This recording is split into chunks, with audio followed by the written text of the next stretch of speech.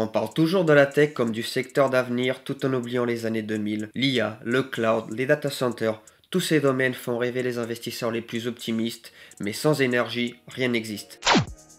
Mais alors qu'un data center ne tourne pas à l'eau de source, pourquoi il est si dépendant de ce secteur? Et bah tout simplement parce que le secteur de l'énergie n'est rien de plus que le fleuve essentiel qui alimente l'océan de l'économie moderne. Et c'est justement pour ça que je trouve génial et je pense vital d'y investir.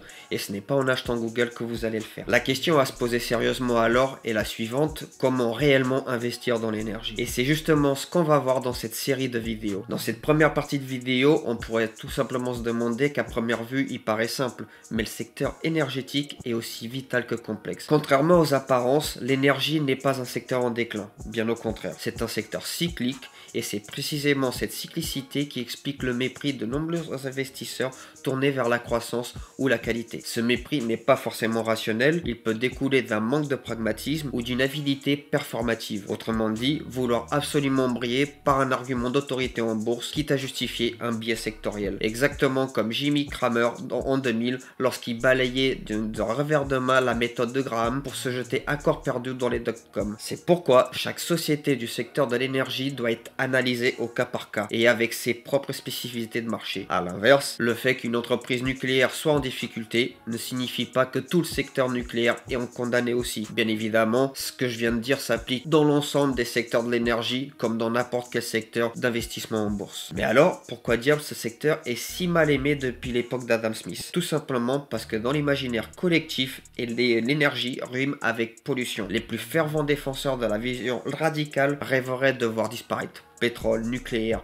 gaz, au profit d'une utopie orwellienne. Néanmoins, la raison la plus concrète de ce désamour de la plupart des investisseurs reste économique. Quand la croissance ralentit, la demande énergétique recule et le prix du pétrole ou du gaz chute brutalement. Mais il est primordial de garder en tête que ces mouvements de prix ne sont pas uniquement le reflet de l'offre et de la demande. Ils sont aussi influencés, voire manipulés par les institutions comme l'OPEP+, qui utilisent la production pétrochimique comme d'une véritable arme géopolitique. Mais alors pourquoi, malgré tout ce que je viens de dire, l'énergie reste-t-elle vitale et un secteur prometteur? Parce que les chiffres sont là. L'ETF XLE, l'énergie select du secteur, a progressé de près de 20% annualisé sur 20 ans, contre environ 16% pour la tech. La tech est la Lamborghini du SP500. Par contre, le secteur énergétique tient la station essence. Alors bien sûr, les plus réfractaires vont me dire que si on remonte les pages narratives du marché sur 15 à 20 ans, la tech repasse devant. Et ils auraient bien raison, car l'énergie est par nature cyclique. Et c'est aussi parce que les valorisations du SP500 tirées par les géants de la technologie se voient envoler à des niveaux stratosphériques. Donc, pour finir cette mise au point, il ne faut pas acheter le secteur en bloc, mais analyser au cas par cas chaque société selon le sous-secteur. Et c'est précisément ici que la plupart se trompent. Dans cette deuxième partie, on va voir le rôle de l'énergie dans l'économie repose tout simplement sur le fait que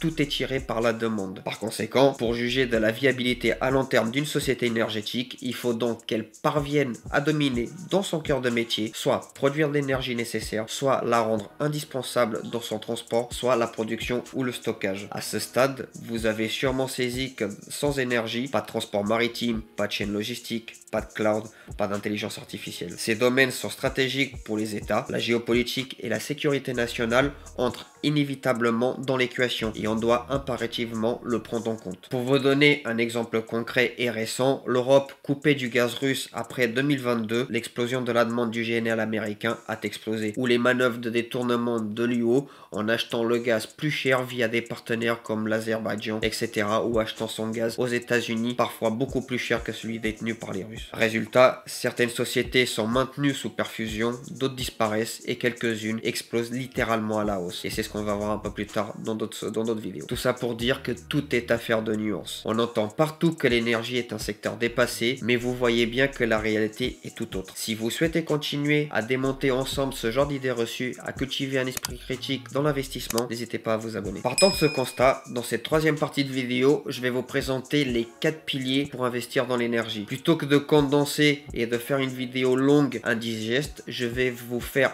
une mini-série, tout simplement. Chaque épisode sera consacré à un sous-secteur précis, avec des points essentiels à surveiller selon moi, même si je ne suis pas un expert. Le premier point, la première vidéo qui va sortir, c'est les pétrolières, des majors qui distribuent des rendements rendement via leurs dividendes, mais aussi des sociétés plébiscitées pour leur croissance comme GTT. Une deuxième vidéo qui va suivre, ça va concerner les foncières pétrolières, les royalties, un modèle séduisant mais à risque selon moi, souvent plombé par l'incapacité à estimer réellement les stocks exploitables de leurs concessions. La troisième va concerner les renouvelables et le nucléaire, plusieurs vidéos séparées, le solaire, éolien, nucléaire, etc. voire même les énergies oubliées comme la géothermie. Dans la suite logique, on va parler aussi des matières premières, l'or, l'uranium, le pétrole, utilisés comme couverture antifragile dans un portefeuille. Mais attention, c'est un terrain glissant, comme l'île où repose Chateaubriand, réservé à une élite d'investisseurs. Pour les petits porteurs comme nous, le risque de tout perdre à cause des manipulations de marché est bien réel et il faut absolument faire attention. L'idée, c'est que chacun puisse, selon ses envies et selon sa tolérance au risque, se faire une vision claire de chaque sous-secteur et investir là où il se sent le plus à sa place. Encore une fois, mon but n'est pas de donner des conseils en investissement, mais d'avoir votre avis en commentaire pour enrichir la discussion autour du secteur énergétique. Et s'il vous faut encore des arguments pour mieux comprendre ce secteur, dans cette quatrième partie, je vais vous en donner quelques-uns de plus. La demande électrique explose avec l'IA et le cloud, et ce, sans passer par les investissements massifs dans la tech américaine. La transition énergétique crée des vrais gagnants,